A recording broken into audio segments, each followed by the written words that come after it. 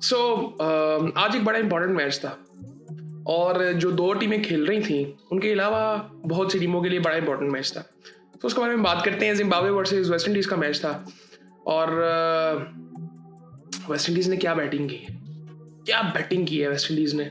Zimbabwe ने toss जीत के bowling का फैसला किया था। शायद मैं ये नहीं कहूँगा कि बुरा फैसला था। शायद उनका था कि यार उनको जल्दी आउट करके कोशिश करेंगे कि चेस कर सकें। अच्छा, जिम्बाब्वे ने बाद में बॉलिंग करनी थी और वेस्ट इंडीज़ ने पहले बैटिंग करनी थी और इन्होंने स्टार्ट बड़ा मतलब आराम से स्टार्ट किया था। 2-3 ओवर बड़े आराम से खेले और फिर उसके बाद जब हेटमायर आया और उसने फिर मारा 250 के स्ट्राइक रेट से 250 के स्ट्राइक रेट से उसने मारा 7 छक्के मारे 7 चौके मारे। सो खैर ब्रेंडन किंग और शे होप ने ओपनिंग की। जल्दी आउट हो गए थे दोनों। फिर हेटमायर आया, उसने 85 रन बनाए 34 बॉलों में, 250 का स्ट्राइक रेट, 7 छक्के 7 चौके लगाए। फिर पॉल भी आ गया। ये भी आई थिंक आज ही खेल रहा था, पिछले मैच में नहीं खेला था। 59 रन जिसने बनाए 35 बॉलों में, 4 छक्के लगाए 4 चौके लगाए, तकरीबन 170 का स्ट्राइक रेट इसका भी। फिर फिनिश करने के लिए रदरफोर्ड, उसने भी 31 रन बनाए 13 बॉलों में, 2 छक्के लगाए 3 चौके लगाए। फिर शेफर्ड भी था, उसने 3 छक्के लगाए 10 बॉलों में और 21 रन उसने भी बनाए। होल्डर आया, उसने भी 4 बॉलों में 13 रन बनाए, 2 छक्के उसने भी लगाए। अब अगर इनके हम छक्के गिने तो यहाँ पे 7, 8, 9, 10, 11, 12, 13, 14, 15, 16, 17, 18, 19 छक्के लगाए वेस्ट इंडीज ने। 19 छक्के और 254 रन बना दिए। और अभी इन्होंने पहले 2-3 ओवर बैटिंग स्लो की थी, 54 रन इन्होंने बना दिए। बॉलिंग की अगर जिम्बाब्वे की बात करें तो आई थिंक यहाँ पे ना मतलब ऐसे नहीं था कि बिल्कुल ही साफ सफाई से बड़ा आराम से उन्होंने कर लिया। इनके कैचेस भी छूटे, हेटमायर के कैचेस छूटे थे, 2 कैच छूटे थे उसके बड़ी जल्दी और शायद वो पकड़ लेते तो शायद इतना बड़ा टोटल ना होता। और खैर जिम्बाब्वे की बॉलिंग की अगर बात करें तो मार पड़ी है सबको। नगरावा ने 4 ओवरों में 47 रन दिए, 2 आउट किए। ब्लेसिंग मुजराबानी ने 42 रन दिए, 4 ओवरों में 2 आउट किए। ब्रैड इवंस ने 46 रन दिए, 4 ओवरों में 1 आउट किया। क्रीमर ने 1 आउट किया, 38 रन देके 4 ओवरों में। सिकंदर रजा ने 3 ओवर किए, 52 रन दिए, आउट कोई नहीं किया। 1 ओवर में 19 रन दिए। मेयर्स ने सिकंदर को बॉल भी लग गया था, पता नहीं वो अगला मैच खेलता है कि नहीं, वो बेचारा बैटिंग के लिए तो आ गया था बट उसको बॉल लगा था और मुश्किल ही लग रहा था कि वो मुश्किल से ही बैटिंग कर रहा है। और फिर उसके बाद जिम्बाब्वे बैटिंग के लिए आता है तो अच्छा, जिम्बाब्वे का स्टार्ट वेस्ट इंडीज से बेहतर ही होता है। पहले 2-3 ओवर बड़ा ज़बरदस्त खेलते हैं और मरुमानी ने 14 रन बनाए 8 बॉलों में। फिर बेनेट भी था, वो भी जल्दी आउट हो गया 5 रन बना के। फिर 28 रन मेयर्स ने बनाए। वर्ल्ड भी 0 पे आउट हो गया। सिकंदर रजा ने 27 रन बनाए 20 बॉलों में। 16 बॉलों में 14 रन बनाए जी मुनियोंगा ने और 43 रन फिर बनाए ब्रैड इवंस ने 21 बॉलों में और 5 छक्के उसने भी लगाए। सो उसकी एक इनिंग थी जिसकी बदौलत ही 147 तक पहुंच गए। 18वें ओवर में टीम ऑल आउट हो गई थी। बॉलिंग की अगर बात करें वेस्ट इंडीज़ की तो वेस्ट इंडीज़ बॉलिंग भी अच्छी लग रही थी वेस्ट इंडीज़ की। बैटिंग में तो आई थिंक वो बिल्कुल इस वक्त मैं कहता हूँ जिन लग रहे हैं। और ये मैं जो बात कर रहा था कि दूसरी टीमें इस वक्त घबरा रही होंगी, उसमें से एक इंडिया, और सबसे ज़्यादा आई थिंक इंडिया ही घबरा रही होगी क्योंकि इंडिया के लिए बड़ी बुरी सिचुएशन यहाँ पे हो गई है। अब उसके बारे में बात करते हैं। यहाँ पे अकील हुसैन ने 4 ओवरों में 1 मेडन किया, 28 रन दिए, 3 आउट किए, बड़ी जबरदस्त बॉलिंग कर रहा था।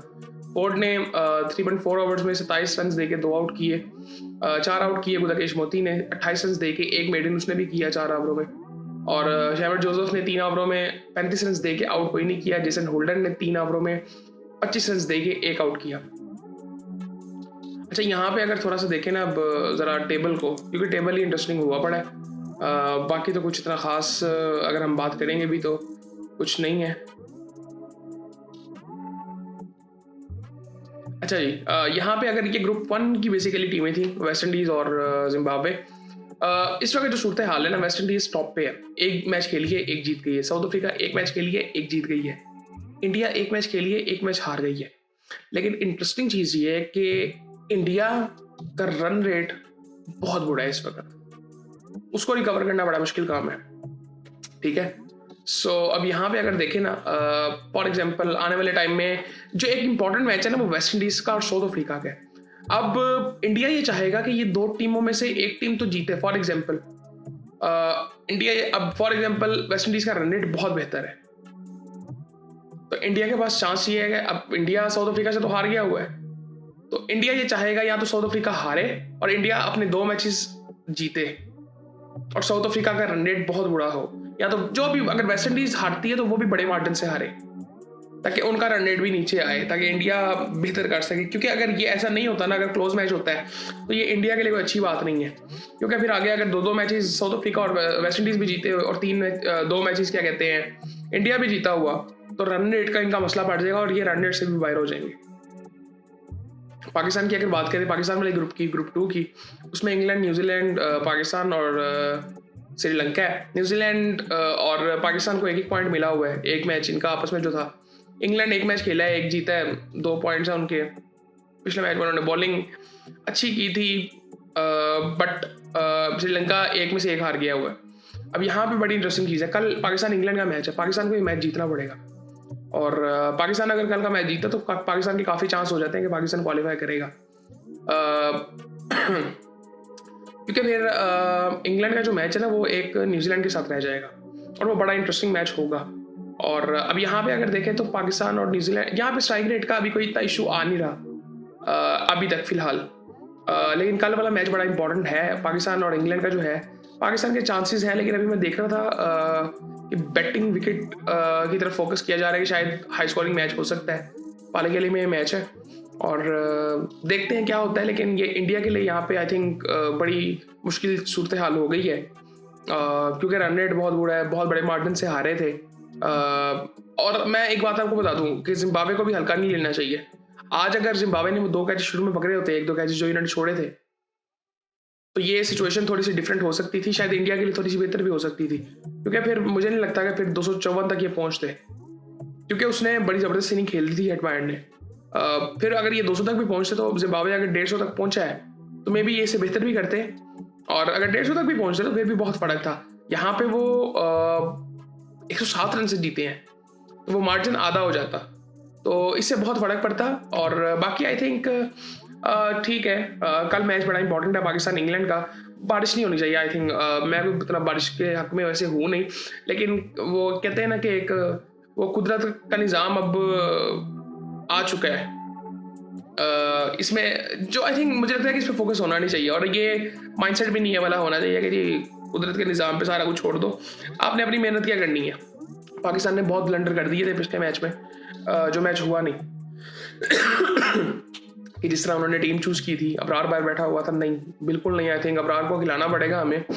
और दूसरी फिर एक चीज़ ये थी कि पाकिस्तान ने बॉलिंग का फैसला नहीं किया है यार, मतलब बारिश पता था होनी है, तो फिर आई थिंक वो एक हो गया था ब्लंडर हमसे, और वो किसी भी तरफ जा सकता था, वो उसमें कुछ कह नहीं सकते, लेकिन मोस्टली ऐसे ही होता है कि आपको सिचुएशन का ज़रा पता हो थोड़ा सा, और अबरार को खिलाना पड़ेगा हमें अबरार को खिलाना ही पड़ेगा। मुझे लगता है कि ये कि उसको वाइड नहीं बैठना चाहिए। सो खैर ये सूरत हाल है जी। सो देखते हैं कि आने वाले टाइम में क्या होता है, लेकिन इस वक्त सूरत हाल जो सबसे मुश्किल है वो इंडिया के लिए है, क्योंकि अभी वो 1 मैच हारे हैं तो इंडिया हिल चुका है, देख रहे हैं आप। सो खैर बाकी फिर आपसे बात होगी।